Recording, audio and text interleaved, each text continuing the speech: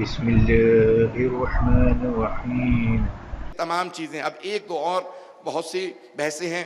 ہمارے بہت سے اہل سنت بھائی بھی دیکھتے ہیں، وہ بھی کہتے ہیں کہ ہم لوگ نظر نیاز میں آتے ہیں، لیکن بعض اوقات ہمیں کنفیوز کر دیا جاتا ہے کہ یہ معاذ اللہ بدعت ہے یا رونا.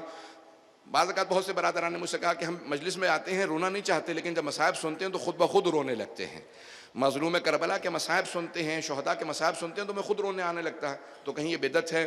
اور بعض لوگ ماتم کر رہے ہوتے ہیں، مصائب زیادہ سنتے ہیں تو ہمیں بھی ماتم کا جی کرتا ہے. تو آیا یہ بدعت ہے؟ میں جلدی پیش کر رہا ہوں، ایک دو دلیلیں پیش کروں گا وقت کو ملحوظ خاطر رکھتے ہوئے. براہین ماتم اور بہت سی کتابیں ہیں، وہاں پہ آپ تفصیل سے پڑھیں. مطالعے کی عادت مت چھوڑیں. پڑھتے رہنا، قرآن کو پڑھتے رہنا بہت ضروری ہے. تفسیر قرآن پڑھتے رہنا بہت ضروری ہے. رسول خدا اور ان کی آل کے اقوال احادیث کو پڑھنا بہت ضروری ہے. جتنا پڑھیں گے آپ کے قلب میں اتنی وسعت پیدا ہوگی، علم میں اتنی بلندی پیدا ہوگی. جتنا اللہ سے قریب ہوں گے اتنا محمد و آل محمد سے قریب تر ہوتے چلے جائیں گے. یہ بہت چیزیں ضروری ہیں. اب آئیے ذرا جلدی دو آیات پیش کروں گا. جناب یوسف جناب یعقوب کے بیٹے ہیں. جناب یعقوب نبی ہیں، جناب یوسف بھی نبی ہیں. جناب یعقوب جانتے تھے اپنے علم نبوت سے کہ بیٹا زندہ ہے. جانتے تھے اپنے علم نبوت سے بیٹا زندہ ہے. سارے بیٹوں سے کہتے رہتے تھے کہ مجھے اپنے یوسف کی خوشبو آ رہی ہے. جب واپس بھی آئے قمیض لے کے کہا مجھے یوسف کی خوشبو محسوس ہوتی ہے. کہ آج تک آپ اسی یوسف کو یاد کر رہے ہیں. تو وَبْيَضَّتْ عَيْنَاهُ مِنَ الْحُزْنِ سورہ یوسف کی آیت ہے کہ جانتے تھے، نبی تھے. جناب یعقوب نبی تھے، جناب یوسف نبی تھے.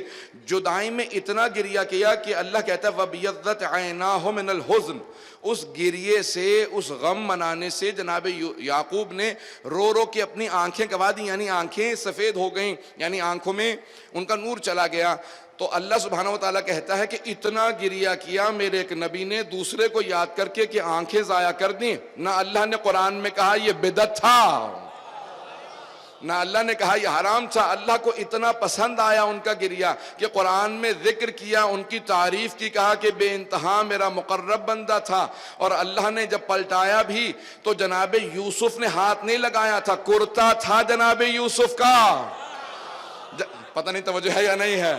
آج علم حضرت عباس آئے گا منسوب ہے باب الحوائج سے.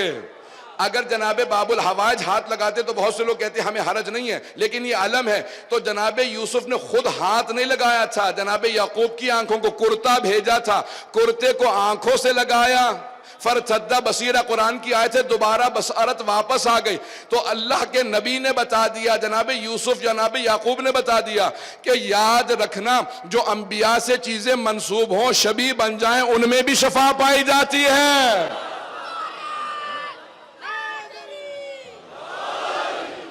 وہ کرتا تھا، جناب یعقوب نہیں تھے، جناب یعقوب کا کرتا تھا. اب آئیے ذرا ماتم سے متعلق صرف ایک آیت پیش کروں گا اور آگے بڑھ جاؤں گا. آخری ایام قرآن اور حجت، پھر بھی میں قرآن ہی سے ہر چیز کو پیش کر رہا ہوں. سورہ داریات ہے، سورہ نمبر 51 ہے، آیت نمبر 29 ہے. 29 نمبر آیت ہے یہ 51ویں سورے کی، تاکہ سب لوگ اپنے اپنے 28 اور 29 دو آیات کو ذہن میں رکھیے گا. وَبَشَّرُوهُ بِغُلَامٍ عَلِيمٍ جب ایک مرتبہ قوم لوط پہ عذاب کرنے کے لیے بہت سے ملائکہ نازل ہوئے تو اللہ نے کہا جب میرے ابراہیم کو بری خبر دو گے کہ قوم لوط پہ عذاب نازل ہونے والا ہے تو انہیں بہت غم ہوگا کہ ہم نے اتنی تبلیغ کی، اس کے باوجود پوری کی پوری قوم پہ عذاب نازل ہو رہا ہے، تو انہیں ایک بشارت بھی دے دینا. تو ایک مرتبہ ملائکہ نازل ہوئے اور ایک مرتبہ جب سب کے سب آئے، جناب ابراہیم خلیل خدا تھے، بغیر مہمان کے کھانا نہیں کھاتے تھے.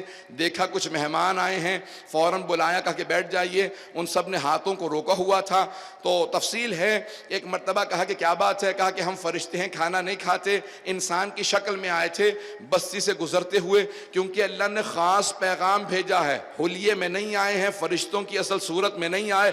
وَبَشَّرُوهُ بِغُلَامٍ عَلِيمٍ بشارت دینے کے لیے آئے تھے. ان سب فرشتوں نے بشارت دی کہ اللہ بہت علم والا بیٹا آپ کو عطا کرے گا. فَأَقْبَلَتْ امْرَأَتُهُ ایک مرتبہ جناب ابراہیم علیہ السلام کی زوجہ جناب سارہ، جو اس وقت بہت ضعیف ہو چکی تھی، ضعیف العمر تھیں، 90 برس سے زیادہ ہیں جناب ابراہیم، پہلے بیٹے ہو چکے ہیں جناب سارہ سے، جناب اسحاق ہیں. تو جیسی جناب سارہ آئیں، دیکھا تو کیا کیا، قرآن کی آیت ہے فَأَقْبَلَتْ امْرَأَتُهُ فِسَرَّةٍ فَسَكَّتْ وَجْهَهَا انہوں نے اپنے چہرے کو پیٹنا شروع کر دیا. نہیں پہنچا پا رہا ہوں بات کو.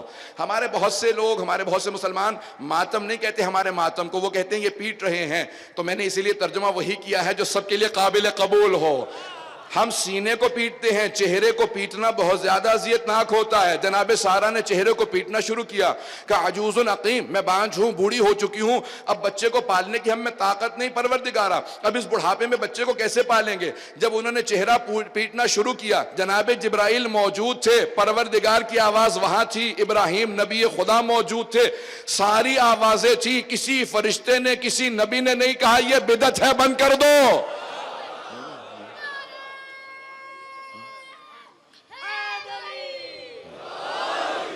فسکت محمد وعجل فرج. توجہ ہے لوگوں کے میرے ساتھ. تو فسکت وجہہا، انہوں نے چہرے کو پیٹنا شروع کیا. عزیزان گرامی، سینے پہ ماتم کرنا کم تکلیف دہ ہوتا ہے چہرے کے اوپر، اور وہ اس بڑھاپے میں. جناب سارہ ایک نبی کی بیٹی تھیں، جناب لوط ایک نبی تھے ان کی بہن تھیں، جناب ابراہیم نبی تھے ان کی زوجہ تھیں، جناب اسحاق نبی تھے ان کی ماں تھی. چاروں طرف سے نبوتوں میں گھری ہیں. انہوں نے اپنے فعل سے سمجھا دیا میں نبوت سمجھتی ہوں، دین سمجھتی ہوں. یہ چہرے پہ ماتم کرنا مصائب آنے پہ بدعت نہیں ہے. انہوں نے سمجھا دیا ہے، اور اللہ کو اتنا پسند آیا کہ قرآن میں ذکر کر دیا. اگر منسوخ ہوتا تو اللہ قرآن سے نکال دیتا یا قرآن میں نازل نہ کرتا. اب میں نے کہا تھا کہ تفصیل کا وقت نہیں ہے، براہین ماتم اور بہت سی کتابیں ہیں، وہاں تفصیل دیکھیے گا. تمام چیزوں کی ہمارے فقہا نے بڑی محنتیں کر کے قرآن اور حدیث کی روشنی سے ہر چیز کو ثابت کیا ہے. صلوات پڑھیں محمد و آل محمد پہ.